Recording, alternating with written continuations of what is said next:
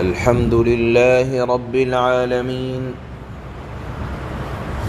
أشهد أن لا إله إلا الله وحده لا شريك له، وأشهد أن سيدنا وحبيبنا وسندنا ومولانا محمد صلى الله تبارك وتعالى عليه وعلى آله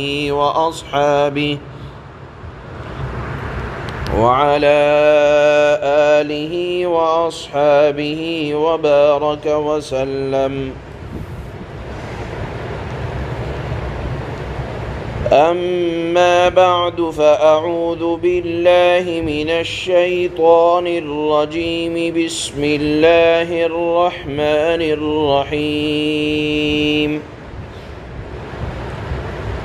رب هب لي حكما وألحقني بالصالحين واجعل لي لسان صدق في الآخرين واجعلني من ورثة جنة النعيم واغفر لأبي إنه كان من الضالين ولا تخزني يوم يبعثون يوم لا ينفع مال ولا بنون إلا من أتى الله بقلب سليم. وأزلفت الجنة للمتقين وبرزت الجحيم للغاوين وقيل لهم أين ما كنتم تعبدون من دون الله هل ينصرونكم أو ينتصرون فكبكبوا فيها هم والغاوون وجنود إبليس أجمعون. صدق الله مولانا العلي العظيم.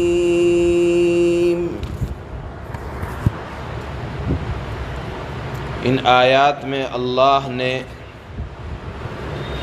حضرت ابراہیم علی نبینا علیہ الصلاۃ والسلام کی چند دعاؤں کا ذکر فرمایا ہے. یہ جان لینا چاہیے کہ یہ دعا کس موقع کی ہے، کیونکہ حضرت ابراہیم علیہ السلام نے الگ الگ موقع کی الگ الگ دعا فرمائی اللہ سے، اور اللہ نے ہر دعائیں قبول کی ہیں. کل بتایا گیا تھا کہ حضرت ابراہیم علیہ السلام کو جب اللہ نے نبوت عطا فرمائی اور آپ نے خدا کا پیغام اپنے گھر والوں اور قوم کو بتلایا اور بتایا کہ آپ ایسے معبودوں کی عبادت کرتے ہیں کہ جو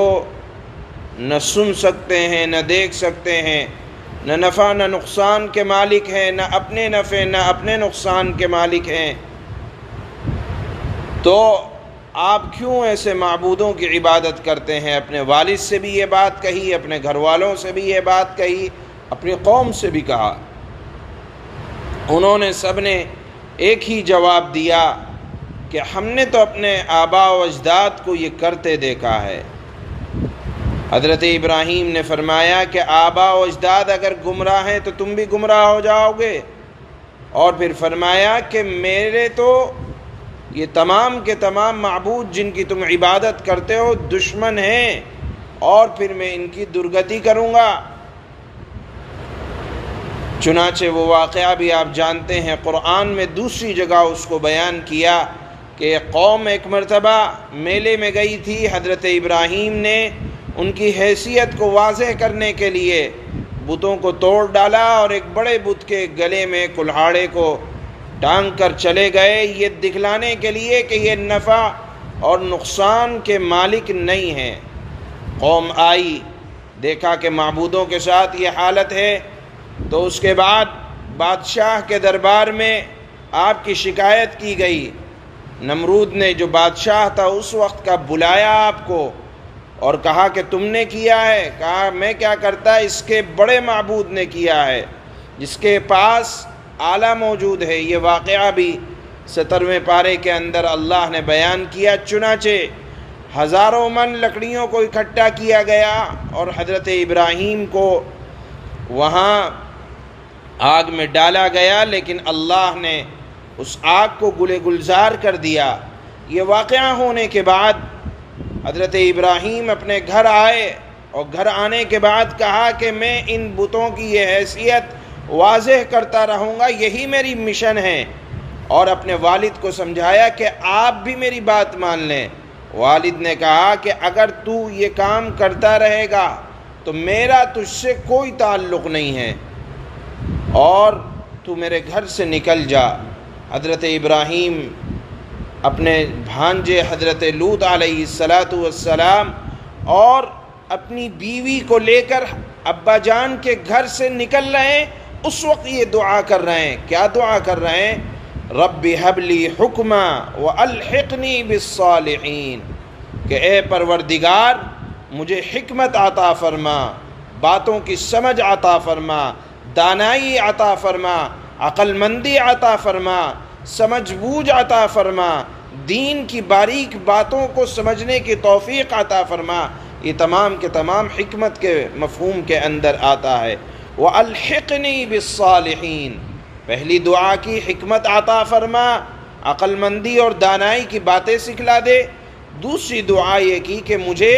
نیک لوگوں میں شامل فرما، اور پھر یہ دعا کی وَاجْعَلْ لِي لِسَانَ صِدْقٍ فِي الْآخِرِينَ، کہ آنے والی نسلوں میں میرے لیے وہ زبانیں پیدا فرما جو میری سچائی کی گواہی دیں، یعنی میں آنے والے لوگوں میں، بعد والے لوگوں میں میرا ذکر خیر جاری فرما، گویا کہ دنیا میں لوگ مجھے اچھے نام سے، اچھے تذکرے سے یاد کریں۔ یہی وجہ ہے کہ تمام اہل کتاب کا اس وقت اتفاق تھا کہ حضرت ابراہیم علیہ السلام سچے نبی ہیں، اور ہر ایک یہ دعویٰ کرتا تھا کہ ہم ملت ابراہیمی پر ہیں، اور در حقیقت سچے ملت ابراہیمی پر یا ابراہیمی ملت کو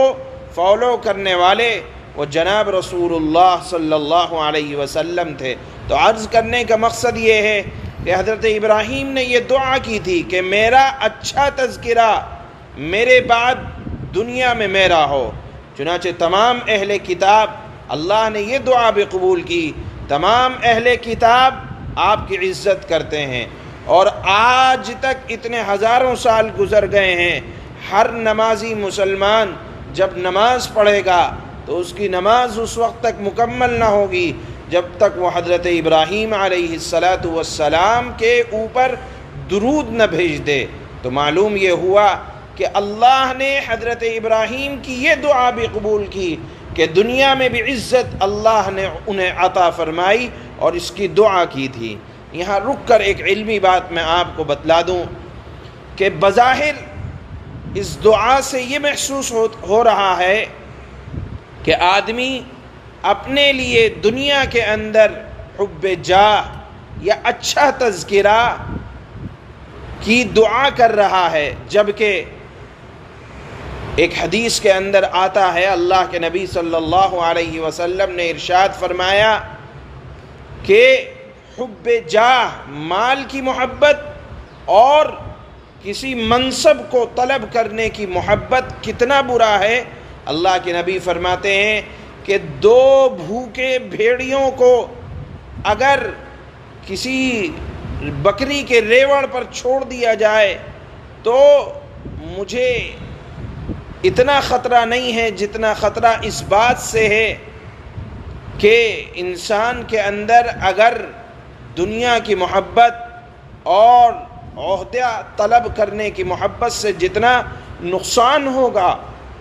اتنا نقصان دو بھوکے بھیڑیوں کو بکریوں کے اوپر چھوڑ دیا جائے تو اس سے بھی نہیں ہو سکتا۔ اور ایک اور روایت میں آتا ہے جس میں اللہ کے نبی صلی اللہ علیہ وسلم نے دنیا کے اندر اپنی محبت کو لوگوں سے منوانے کو برا قرار دیا ہے۔ پھر حضرت ابراہیم علیہ السلام نے یہ دعا کیوں کی؟ اس کا جواب علماء نے دیا ہے کہ در حقیقت حضرت ابراہیم حب جاہ کو نہیں طلب کر رہے ہیں، بلکہ دعا کرنے کا مقصد یہ ہے کہ اے اللہ مجھے ایسے کام کی توفیق عطا فرما جو آپ کے ہاں آخرت میں قابل قبول ہوں، اور جب وہ آخرت میں قابل قبول ہو جائیں گے تو لوگ دنیا کے اندر بھی متبع مانیں گے، اور لوگ یہ دیکھیں گے کہ دیکھو ابراہیم نے یہ کام کیے، اللہ کے ہاں انہیں قبولیت ملی، لہذا اگر یہ کام کیے جائیں گے تو اللہ کے ہاں قبولیت ملے گی۔ لہذا حضرت ابراہیم علیہ السلام کی دعا کرنے کا مقصد حب جاہ نہیں ہے، بلکہ مقصد یہ ہے کہ آخرت کے اندر یہ اعمال قبول ہو جائیں اور لوگ مجھے مقتدا رہبر مان کر میرا اتباع کریں، اور پھر ہر انسان جو ہے اللہ کے دربار میں سرخرو ہو جائے۔ تو یہاں در حقیقت ایسے اعمال کو طلب کرنا ہے جو آخرت میں قابل قبول ہوں اور لوگ ان کو دیکھ کر اپنی زندگی کو سنواریں۔ یہی دعا، اسی طرح کی دعا اللہ کے نبی سے بھی مروی ہے کہ اللہم اجعلنی فی عینی صغیرا وفی اعین الناس کبیرا، کہ اے اللہ مجھے اپنی نگاہ میں تو بہت چھوٹا بنا دے، یعنی تکبر نہ ہو، بڑائی نہ ہو، اپنے آپ کی عزت کرانا مقصود نہ ہو، حب جاہ نہ ہو، میں اپنی نگاہ میں اپنے آپ کو چھوٹا سمجھوں، وفی اعین الناس کبیرا، لوگوں کی نگاہ میں مجھے بڑا بنا دے۔ یہ دعا آدمی کو کرتے رہنا چاہیے کہ اپنی نگاہ میں تو چھوٹا، لیکن ہر کس و ناکس کی ہمت نہ ہو جائے، چھوٹا سمجھ کر ذلیل کر دے۔ لہذا یہ دعا کرتے رہیں کہ لوگوں کی نگاہ میں اے اللہ مجھے بڑا بنا دے، اپنی نگاہ میں چھوٹا بنا دے، تاکہ لوگ بات کو مانیں اور سچی بات کو تسلیم کریں۔ تو وہاں دعا میں بھی یہی مراد ہے کہ آخرت کے اعتبار سے ایسے کام کی توفیق عطا فرما جو اللہ کے ہاں مقبول ہو، اور اس کی وجہ سے پھر دنیا میں عزت ہو۔ تو اس کی اجازت ہے۔ امام غزالی رحمہ اللہ نے فرمایا ہے کہ حب جاہ کے اندر 3 شرطیں ہیں، کہ اگر 3 شرطیں نہیں ہیں، مثال کے طور پر دنیا کا کوئی عہدہ مل رہا ہے اور 3 شرطیں نہیں ہیں، یہ دنیا میں عزت ہو رہی ہے اور 3 شرطیں نہیں ہیں، تو پھر اس کی اجازت ہے۔ ایک شرط یہ ہے کہ آدمی اپنے آپ کو بڑا نہ سمجھے، دوسری شرط یہ ہے کہ لوگوں سے خواہ عزت کرا کے لوگوں کو حقیر نہ جانے، تیسری شرط یہ ہے کہ جو صفت اپنے اندر نہیں ہے لوگوں سے اس کی تعریف کرانا مقصود نہ ہو۔ اگر یہ چیزیں ہیں اور پھر کوئی منصب، کوئی مال و دولت مل رہا ہے یا عزت ہو رہی ہے تو پھر دنیا میں اس کی اجازت ہے۔ بہرحال حضرت ابراہیم کی اللہ نے یہ دعا بھی قبول کی، اور چوتھی دعا یہ کی وَاجْعَلْنِي مِنْ وَرَثَةِ جَنَّةِ النَّعِيمِ، مجھے ان لوگوں میں سے بنا دے جو نعمتوں والی جنت کے وارث ہوں گے، یعنی جنتی بنا دے۔ اللہ نے ان کی یہ بھی دعا قبول کی۔ پھر ایک اور دعا کی وَاغْفِرْ لِأَبِي إِنَّهُ كَانَ مِنَ الضَّالِّينَ، اے اللہ میرے ابا کی مغفرت کر دیجئے، وہ گمراہوں میں سے ہیں۔ در حقیقت حضرت ابراہیم جب والد نے ان کو گھر سے نکالا اور کہا کہ سنسار کر دوں گا، حضرت ابراہیم نے کہا میں آپ کے لیے بد دعا نہیں کروں گا، اللہ سے دعا کرتا رہوں گا اور اللہ آپ کی مغفرت فرما دیں گے۔ حضرت ابراہیم اپنے اس وعدے کو نبھانے کے لیے اپنے والد کے لیے دعا کر رہے ہیں، لیکن یہ بات یاد رکھنی چاہیے، قرآن کریم کی ایک آیت ہے کہ ما كان للنبي والذين آمنوا ان يستغفروا للمشركين ولو كانوا اولي قربى، کہ کسی نبی کے لیے بھی یہ اجازت نہیں ہے کہ وہ اپنے قریبی رشتہ دار جو غیر ایمانی حالت میں، یعنی ایمان کے بغیر دنیا سے کفر کی حالت میں رخصت ہو گئے ان کے لیے دعا کریں۔ پھر یہاں حضرت ابراہیم علیہ السلام اپنے کافر باپ کے لیے کیوں دعا کر رہے ہیں؟ تو اس کا جواب بھی علماء نے اس طرح سے دیا۔ قرآن میں خود اللہ نے فرمایا کہ وَمَا كَانَ اسْتِغْفَارُ إِبْرَاهِيمَ لِأَبِيهِ، سورہ توبہ میں آئی ہے یہ آیت کہ حضرت ابراہیم اپنے باپ کے لیے مغفرت کی دعا اس وجہ سے کر رہے تھے کہ جب تک ان کو اپنے والد کی کفر پر مرنے کا یقین نہیں ہوا تھا، والد حیات تھے اور اللہ سے دعا کر رہے تھے کہ اے اللہ آپ ان کو ایمان کی دولت سے نواز دیجئے تو مغفرت بھی ہو جائے گی۔ لہذا دنیا میں کسی کے لیے مغفرت کی دعا کرنا اگر وہ حیات ہے تو اس کی اجازت ہے، ہاں اس کی شکل یہی ہوگی، مغفرت کی دعا کی قبولیت کی شکل یہ ہوگی کہ اللہ ایمان دے دیں گے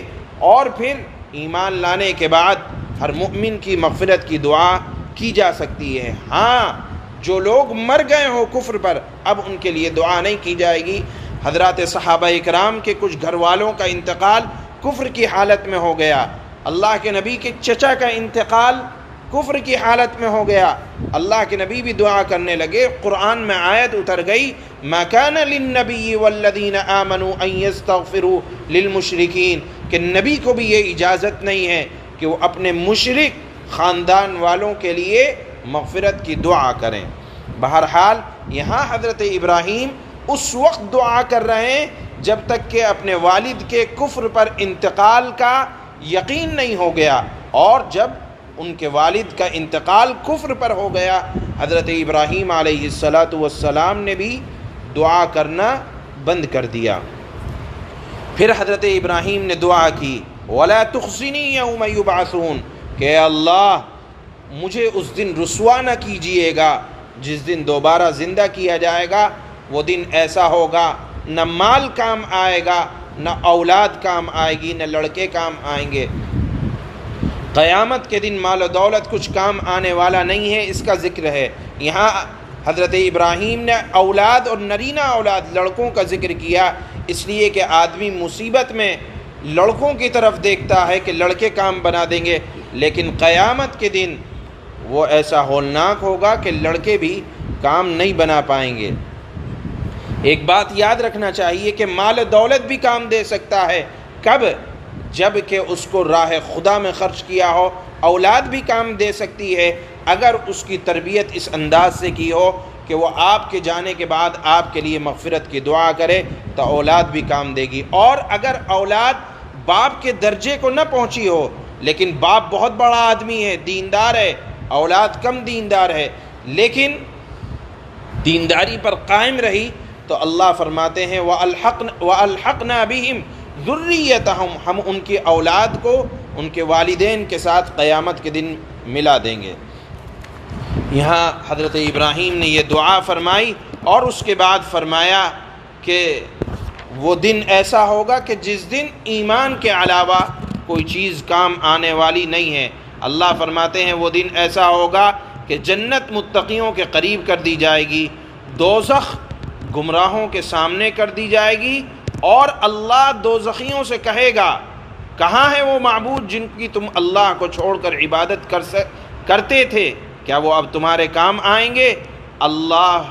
نہ تو وہ معبود کام آئیں گے، اللہ معبودوں کی حیثیت بتلانے کے لیے معبودوں کو